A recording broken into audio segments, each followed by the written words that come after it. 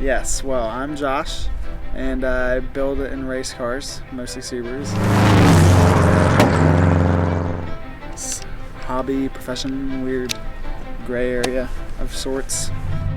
Hello, that was semi-closed course, semi-professional driver. Personal passion is what Wikipedia will call it, when you cite your expertise level. Which is kind of insulting because I don't build wicker baskets, I sort of do a little bit more than that. And motors from an 01 Outback Legacy. ABS is from an 07. Rest of the drivetrain's from an 07, except for the rear diff, which is a 05. The fuse box stuff is from like a 96. The shell's a 96. Transmission is a 3,000 mile 08 WRX trans, which we may or may not break, given on how we launch it. And then everything else is sort of Frankenstein. It was one of those things where it's like you've got some people that really want to be like an actor or something, and then end up being like an actor at the end of the deal, or some kid who always likes to cook and has like an easy bake or something like that. I don't know, I just sort of liked it and rolled with it. And the right things happened to where my interest was facilitated by people who knew people, and that just sort of manifested itself into owning 5 cars in 2 years and building 2 of them from scratch. It's Saturday, October 1st at 7, way too early in the morning o'clock, and we are on our way to the North Carolina Autocross Championship. So last night we tried to get the car to like run. It didn't work out so well.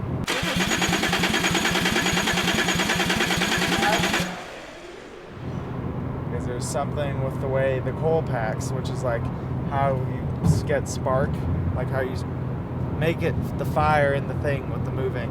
It's the technical term. But coil packs are not paired properly. And if they are paired properly, they're paired in a fashion that is not set up right in the standalone. So it's gonna be a big day. Greg, who's actually a customer of ours, lent me his 04 STI. It's prepped to class, so it should be pretty fun. Course is really nice and big. Probably gonna look at top of 3rd gear, maybe in a 4, so like 90 to 100 on the high end. So that should be really nice. The whole time that we've been building the other car, I've said that if it drives at all like this car, I'm gonna have 0 complaints about it. So essentially we're driving the benchmark today. So just looking forward to going out there and running. Glad that I actually have something now, but kind of had to bribe them with a new set of tires, but you know, whatever.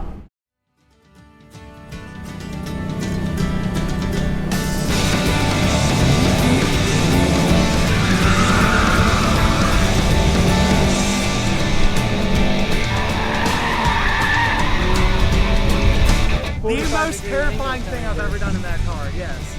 Yeah, almost 45 degrees in. I'm like, I'm just going to second. I don't want to like... I'm not turning. Yes, I'm not going around the corner. I am going straight.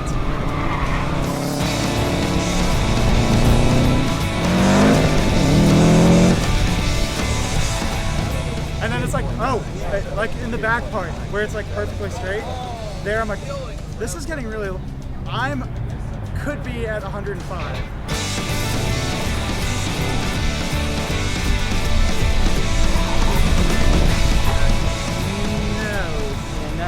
No.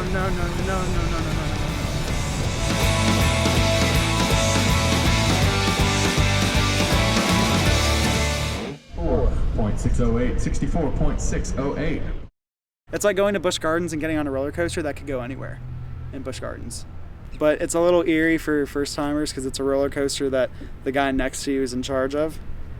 And there's no like track. So 1 second you might be like on the roller coaster thing, the next minute you could be in like the little whale pool. Should be terrifying. All right, into STU, first place, Kevin Williams.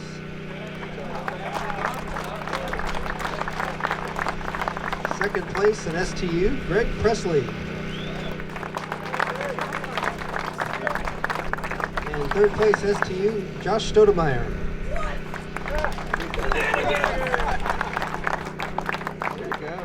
I was like a couple tenths of a second off the person in second. Off little Greg, the owner of the car, which is usually pretty standard when I code drive for him. I'm usually either just behind or just in front of him.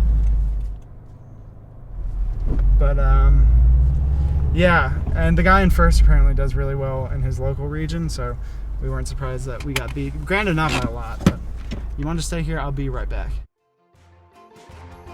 There's an old saying where you shouldn't track any car that you're not willing to walk away from. So you shouldn't bother, if you're not prepared to just accept it as a total loss on the vehicle, you shouldn't track it. Because I'm not saying that it's going to happen, and the people who say that aren't saying that it's going to happen, but you are putting the car in harm's way, so you have to be willing, if someone's an asshole and cuts you off and puts you in a wall, like, what are you going to do about it? If you're scared and not focused on what you're supposed to be doing, in the moment that you're going to save the car, you're worried that you're not going to save it, and then you're putting possibly $50,000, maybe, depending on the car, $100,000 into a wall. So, well, yeah, if you mess up, you mess up, and you mess up could be you don't get the pole or you hit a pole, and that adds to the excitement of it significantly.